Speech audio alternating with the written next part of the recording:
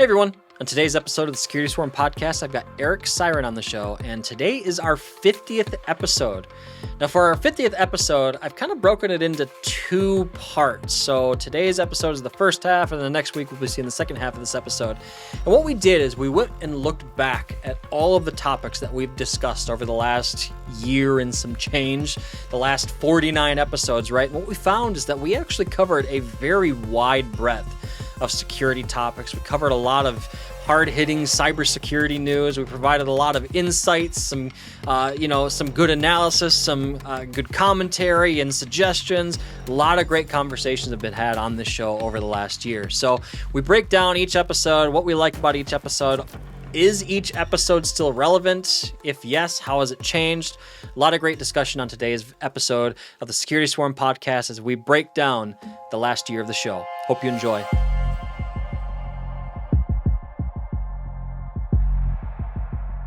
Hey everyone, welcome back for another episode of the Security Swarm podcast, the podcast that brings you the knowledge and insights straight from the security lab here at Hornet Security.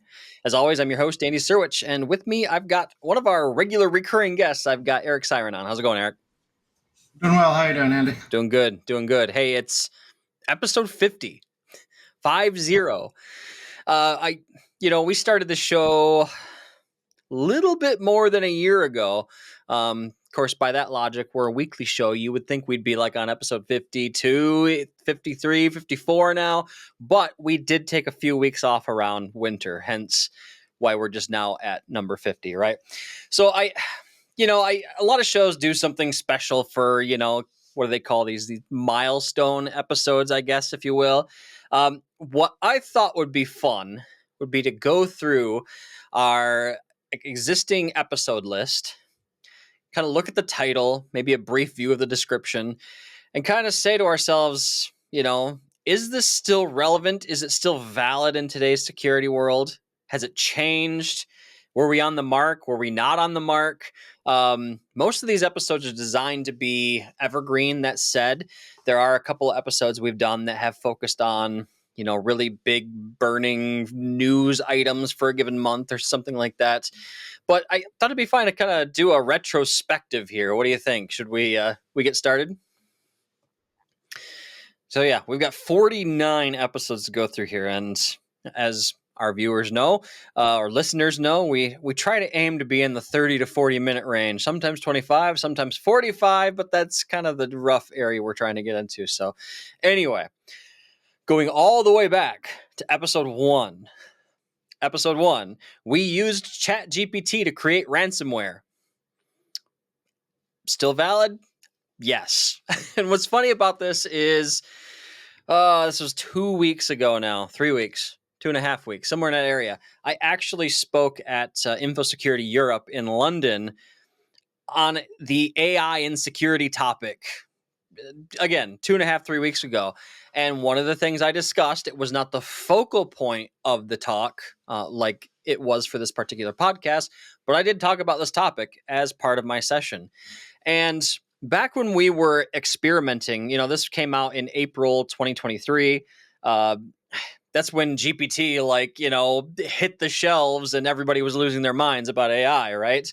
And so at the time in our initial experimentation with it, we were basically just creating what amounted to wiper malware, right? Okay, here's a script that encrypts root C of a given system, and you just nuke the encryption key when you're done, right? It's wiper malware. Well, for that session I did 2 weeks ago, I actually, using a crescendo method, which I have a link to a webinar where I explain what a crescendo attack is. I'll link that in the show notes. I'm sure that will be the first of many links in this particular episode. But using a crescendo attack on GPT, I was able to have it modify that script to accept input of a string. I told it I wanted to use a symmetric encryption key. And so it accepted that input and basically put a placeholder in the script for me to provide a symmetric encryption key that it would then use to encrypt the key that it used to encrypt the system, effectively turning it into full-blown ransomware at that point, right? So anyway, if you're interested in that, I'll link that in the show notes. But still a very relevant, valid discussion. What do you think, Eric? Definitely. Yeah, the AI is not getting dumber, that's for sure. And Yep. And this probably will get worse, and I maybe probably never better. I think so. And I had a very interesting conversation right after that session at the again at Info Security Europe.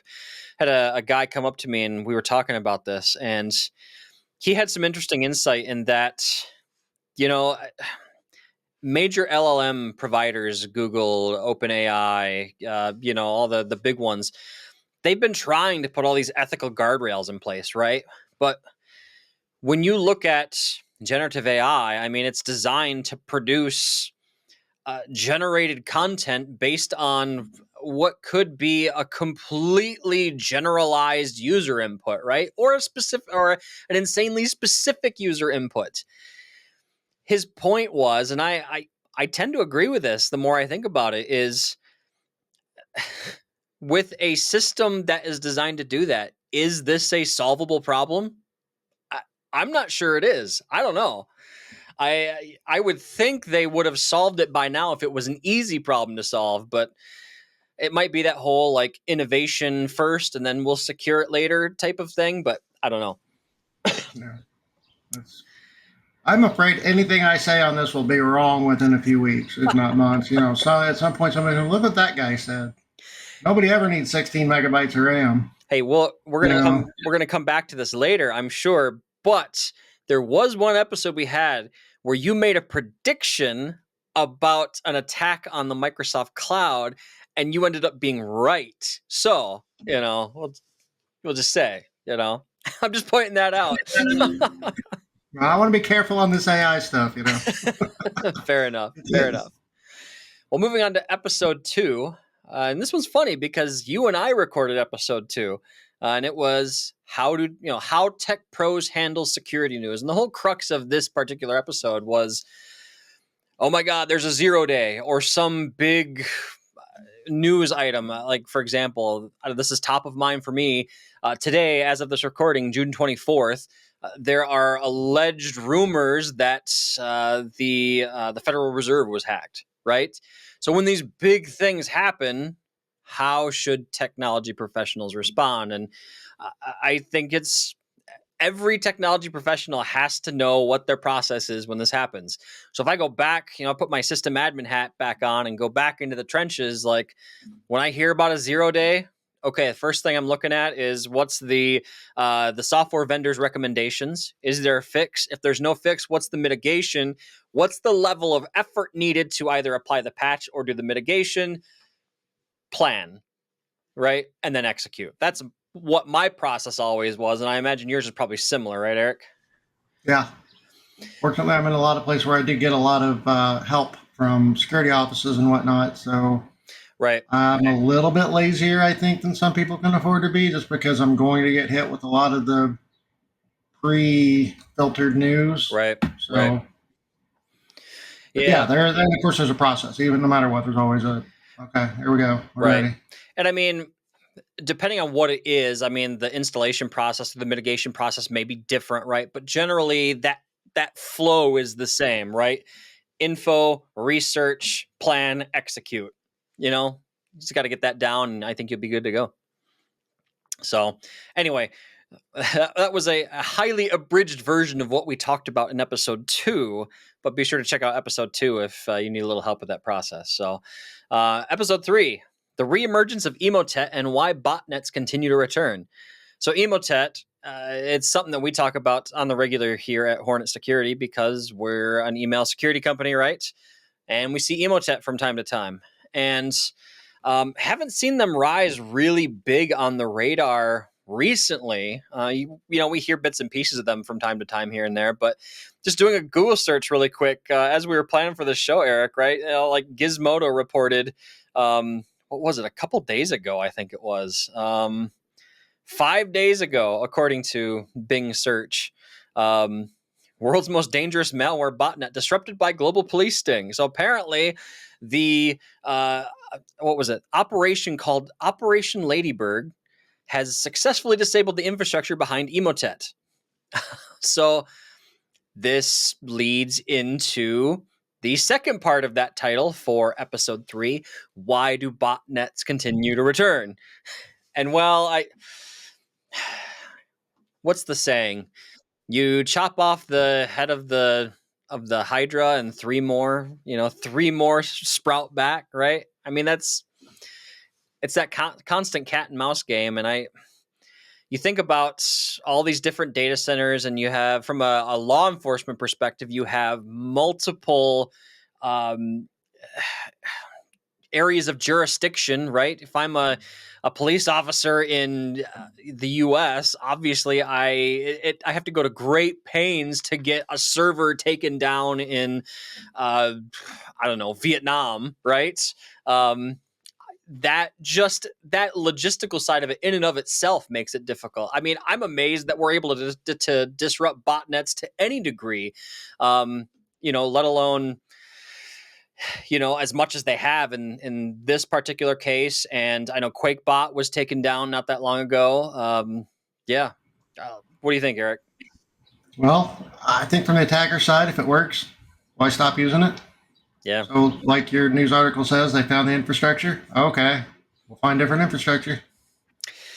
Yep, pretty much. And they're not even, the head isn't just regenerating, the body is regenerating. It's just that's very true. I'm sure there's some other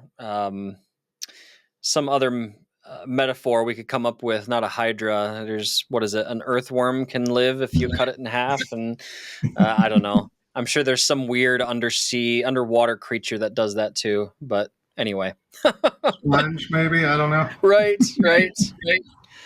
Episode 4: the modern take on social engineering in email.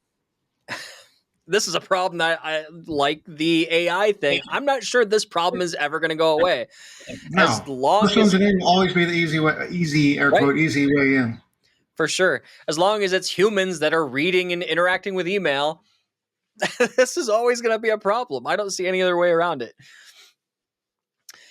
So we're wired to trust each other, even if you want to. Something interesting I was discussing the other day. An NPR article or segment I heard years and years ago was exploring the link between the word author and authority. Interesting. Just having things written down sometimes make people believe things they wouldn't believe that they were said to their face. And this is one of the reasons email social engineering is so pervasive. It's going to work forever because it's just how humans are built. Right. And I'm sure there have been studies done along that same vein with social media. Everybody knows that one person is like, well, I read on the internet that this one thing over here, and you listen to the thing they're saying, there's like, there's no way that could be true. Anyway, yeah, that's a problem that is not going to get better anytime soon or ever. Episode 5. This one should be fun, Eric. And critically important. And yeah, let me say the name of the title here first, because I almost started rolling there. Episode 5. What is immutability, and why do ransomware gangs hate it? So I have been saying at like the end of every webinar or in-person session that I've been doing lately, quote, for God's sakes, take a backup. Take a backup. I mean, like, I'm going to stand up on my soapbox here for a second. I am continuously surprised that June 24th, 2024, we still have to have the conversation about taking a backup. But I digress. Let me step off my soapbox now, and let's talk about the immutability part of that title, right? And immutability, if you're not familiar with what immutability is, once a block of data is written, it cannot be changed. It cannot be modified, not even by the administrator. So this, if you go way back into the stone ages of IT, and I think Eric and I'll speak for myself. I don't want to speak for you, Eric, but I think we are both old enough to remember these days. This comes from a concept of write once, read many, right? Worm is what this originally came from. But again, the idea of once the data is written, it can't be changed. And surprise, this concept works very well for protecting backups against ransomware. Critically important. I mean, this is like non-negotiable in terms of IT these days. And I think that goes for you too, right, Eric? I'll go further. Mama's soap operas recorded on the VHS, VCR, and you have to break off the thing to keep the kids from taping DuckTales over it. The read only, which goes back even further to stuff that even I wouldn't recognize. So, yes. I gotta say that example was awfully specific. I don't know why. I just made it up on the spot. I gotta say, DuckTales is a pretty cool show, though. I'm just gonna go out on a limb there and say it. Sadly, DuckTales was a little after my time, but good times. I'm sure there's a whole subset of our audience that knows exactly what we're talking about with DuckTales. I'm certain. That but and the point being that the whole problem of immutability is much older than even IT is. Oh yeah, exactly. And it surpasses. Yep, it surpasses multiple mediums too. VHS, as you mentioned. Yeah, man, that takes me back. Ninja Turtles, DuckTales, and Transformers. That was a damn good Saturday morning, I'll tell you what. We had G.I. Joe and Mask, and I don't know. Well, yeah. I'll be here for the rest of your hour if I get too far on that one. That's right. Okay.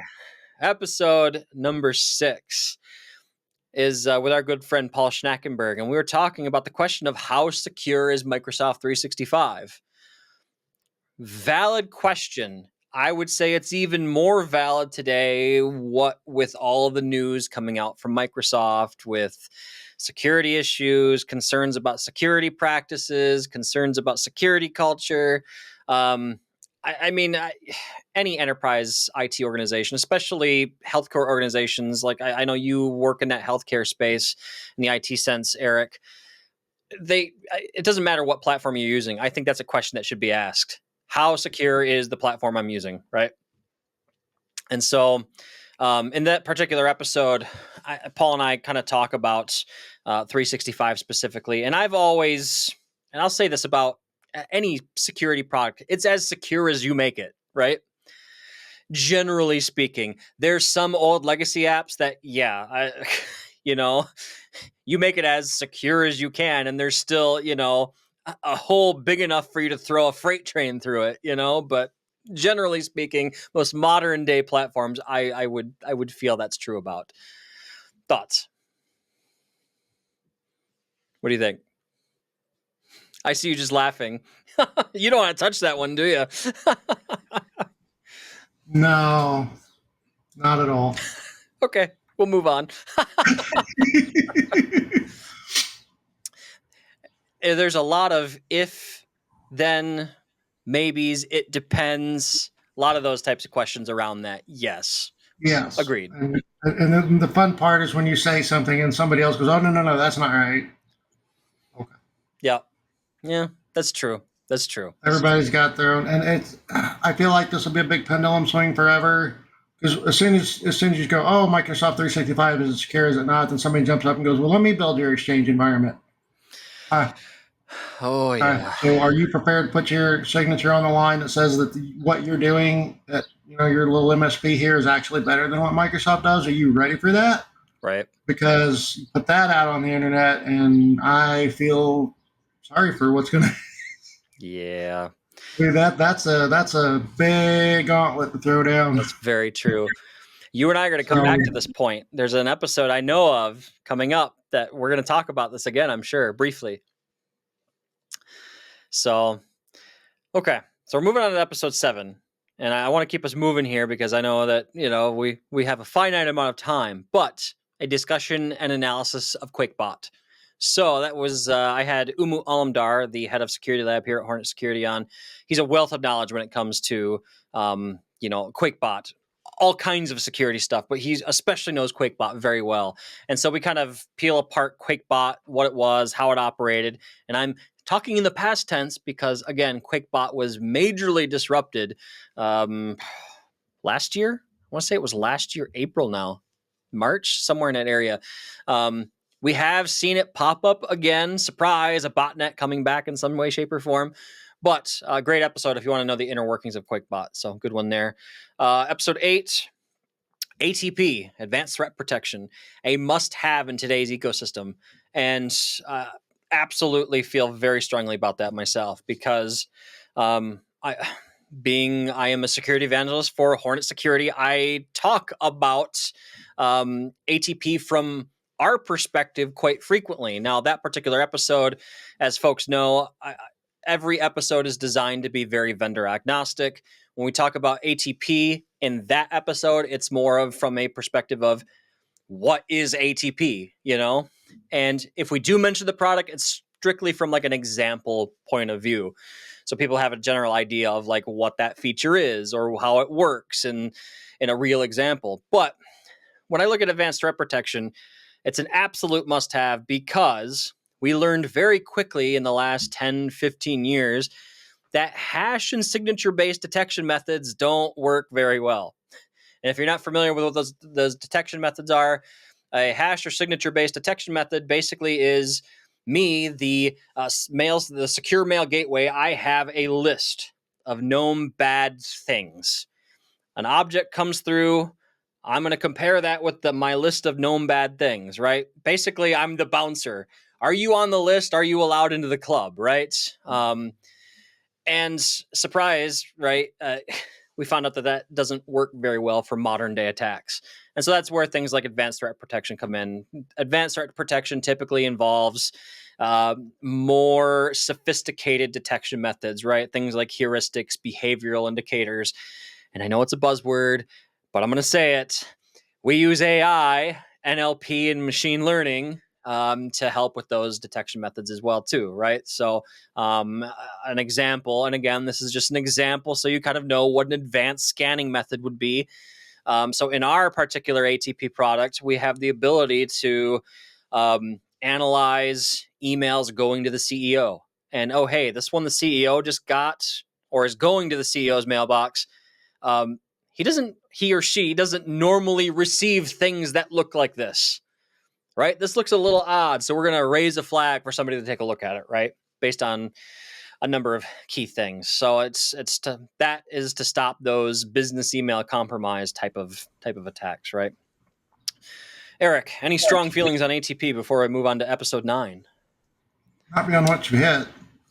I mean, really, the only thing I ever run into, and that is people underestimate or they get it conflated with the larger threat actors, the advanced ones, and there's a lot of confusion, I think, around the terms, but I mean, you covered it pretty well. So, okay, sounds good. Episode 9 is real-world guidance on security awareness services. So that is your security awareness training. The biggest complaint, and I don't know if you guys use it where you're at, Eric. I'd love to get your opinion on this, because I don't know if you and I have ever talked about this. Most IT admins find security awareness training to have a large overhead in terms of level of effort. Is that something you've seen in the industry as well, too? Well, a lot of it comes from larger organizations who have people who can spend the time to make it work. Right. That is true, because it's hard to keep people's attention. Yeah, for sure. As we all know. So what'll happen is for some of that security awareness training is professional marketing types will put together something. Right. A lot of flash and bang and glitz and pop outs and slide ins and things that keep you engaged. Yeah, you can't do that easily. You can't do that inexpensively. No. So that makes a lot of sense to me. And we all know for years, you've had, this is your IT team, please don't click the links in your emails, even if you think you trust a person, don't do it. Right. Whereas, yeah. Makes sense. I would agree. Yeah. Doing it correctly, doing it with any level of efficacy is going to cost. Yeah. Yep. And so that particular episode, I had Leah Fye. She's moved on to a different organization now, but at the time she was the customer success lead here at Hornet Security. She had a lot of fantastic advice to share on how to have a successful security awareness training outcome for your given organization. So a lot of good info there. Episode 10, tips and tricks for working with CISOs. This also had Leah on the show as well, too. And this was a very interesting episode and kind of an interesting concept. Basically, if I am the rank and file IT administrator for a given organization, what is the best way for me to interact with and communicate with my CISO, right? And that was the whole crux of the episode. What information do they want? When do they want it? Why do I need to communicate with them that way? What are their typical pain points? Kind of more of a human interaction side of the security community. CISOs are an interesting bunch, at least in my experience. I don't know about yours. I have not worked with a whole lot, but tech is an odd bunch. So, I mean, what are you going to do? Right, right. That's true. We do tend to be an odd bunch, but that was one of my favorite episodes. I really enjoyed that one. So be sure to check that out, folks, if you're interested in that. Episode 11. This one's interesting. Episode 11, on-prem Exchange server throttling. And I realize right now that because I don't manage Exchange on-prem anymore, thank God, that I have not given this particular issue a second thought since I hit publish on that episode. And I'm going off memory here, but if I remember correctly, I think that was Paul and we were talking about that one, Paul Schnackenberg. And Microsoft made the decision to start restricting mail flow into 365 from old and out-of-date versions of Exchange on-prem. And there were going to be tiers, on this date, and we're going to start throttling it this much. And on this date, we're going to start throttling it this much. And the idea was to, how do I want to put it? I'm going to say it nicely, incentivize people to get off old versions of Microsoft Exchange, right? And so that whole episode, we kind of talk about the ethicalness. Is that a word? Ethicalness? The ethics. We talk about the ethics behind that choice, right? So yeah. Do you still manage Exchange, Eric? No. Okay. Lucky man. Good. I remember going all the way back to Exchange 5.5. For some reason, that particular version of Exchange, the information store service just loved to fall flat on its face all the time. Anyway. Yeah, that was fun. And well, of course, that version held on forever. It did too. It did. So most of the problems most of us remember probably are related to that in some way, shape, or form. Yep. How long did it? I don't know, but I'm sure I've got at least a decade with that version. Yeah, I don't know if mine is quite that long, but I spent more time managing 5.5 than I wanted to. I know that. Yeah, most of the rest of the versions combined, Yep. The next two episodes, episode 12 and episode 13, it's funny, I was just talking about InfoSecurity Europe. Episodes 12 and 13 were shot live at our booth at InfoSecurity Alert. I can't talk. I've been doing this podcast for a year. You would think I'd be able to talk by now. We did these two episodes live at our booth at the InfoSecurity show last year. And the first one was episode 12, what we learned by asking the community about compliance. And in that particular episode, Matt Fry and we basically shared the findings of a survey we did last year at Hornet Security, where we asked the community about all things compliance, right? And there was some interesting information shared as part of that. I'll put the link to the survey findings in the show notes because it's just some interesting information. You get a good idea of the industry's views on certain compliance items.